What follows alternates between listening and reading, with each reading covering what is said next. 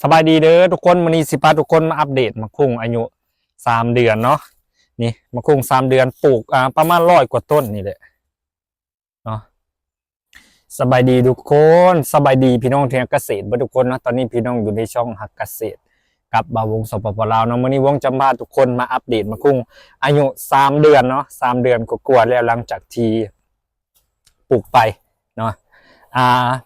มะกุ้งที่ทุกคนเห็นนี่จะเป็นมะกุ้งพันธุ์เขกนวลดำเนินเด้อนี่อายุ3 เดือนกว่าๆกะสีได้ต้นประมาณนี้เลยอันนี้วงปลูกเบี้ยจะบ่ค่อยง่ายปานใดเนาะทุกคนเนาะอยู่ส่วนวงจะปลูกมะกุ้งอยู่100 กว่าต้นเนาะประมาณ110 120นี่แหละจือบ่ได้เนาะเพราะว่าตัวที่มันตายไปน้ำแล้วก็มีเนาะแล้วก็ในร่องมะพริกในร่องมะกุ้งเนาะจะมีต้นมะพริกตอนนี้มะพริกกำลังออกหมากนี่ปลูกพร้อมกันเลยมะพริกกำลังสิได้กินเนาะมะกุ้งกำลังสิได้ตำแล้วอีกประมาณเดือนหนึ่งกันสิได้ตำเลยเนาะนี่อันนี้เป็นต้นที่ใหญ่ที่สุดในสวนเด้อพี่น้องเด้อเห็นบ่ต้นนี้ก็เริ่มมาออกดอกออกหมากคือกันเนาะอยู่ส่วนวงจะใส่กันหดโดยการใส่สายน้ำหยดเนาะพี่น้องเนาะก็คือทั้งส่วนหมักพริกและก็ส่วนมะกุ้งจะใส่สายน้ำหยดไปเลยความห่างระหว่างแถวที่ปลูกเมนจะใส่ประมาณ3x3เนาะนี่3x3แล้วก็ในร่องระหว่างกลางจะปลูกหมักพริกเป็นแนวไปแบบนี้นี่เห็นบ่ทางว่าที่บ่แม่นมันก็มีความที่อยู่เนาะทุกคนแต่ว่าเขาปลูกไม่ได้ลายนะเขาปลูกหาแถวเนาะก็คือหาแถวไปทั้งพูดแหละเนาะเวลาที่เราหดด้วยสายน้ำหยดแบบนี้มันก็สิมีข้อดีมันทั้งสองอย่างเพราะว่าด้วยความที่เราปลูกที่และก็เนื้อที่ของเรามันบ่ค่อน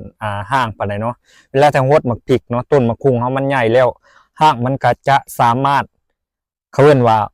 ออกมากินน้ำที่เราหดหมักพริกได้เนาะเพราะว่า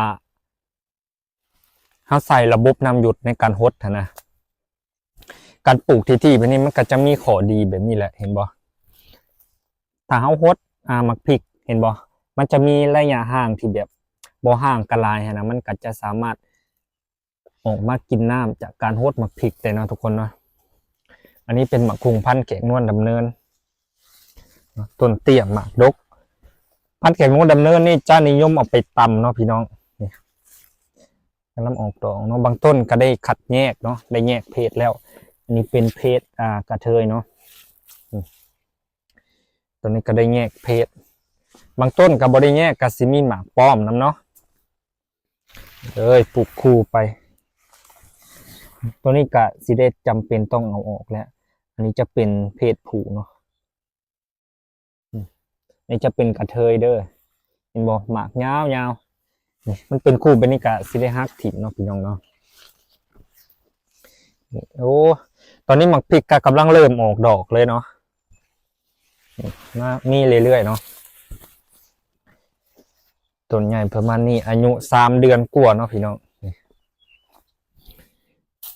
ร่องระหว่างกลางกะสิมีต้นหมักพริกหมักเขือปลูกก็ได้กินเนาะหมักเขือขาวนี่กะสิประมาณนี้แหละเนาะพี่น้องเนาะเดี๋ยวสิมาอัปเดตให้เบิ่งเรื่อยๆเด้อนี่ทั้งนี้จะเป็นปลูกตามรังเนาะก็คือเบี้ยมันเฮาก้าน้ำบ่ทันเนาะแล้วก็ทางนี้นี่ปลูกตำลังทั้งนี้กำลังเริ่มออกดอกแล้วหมักพริกกำลังเริ่มงามเลยทางนี้เนื้อที่เท่ากับสิปลูกประมาณนี้ก็คือปลูกผสมประสานกันไปแหละทั้งปุ่นกับย่างอยู่เนาะส่วนทั้งปุ่นก็จะเป็นปลาหมักแตงตอนนี้กำลังสิเริ่มไถบนนี้เนาะสิไถเกียมปลูกหมักพริกเนาะพี่น้อง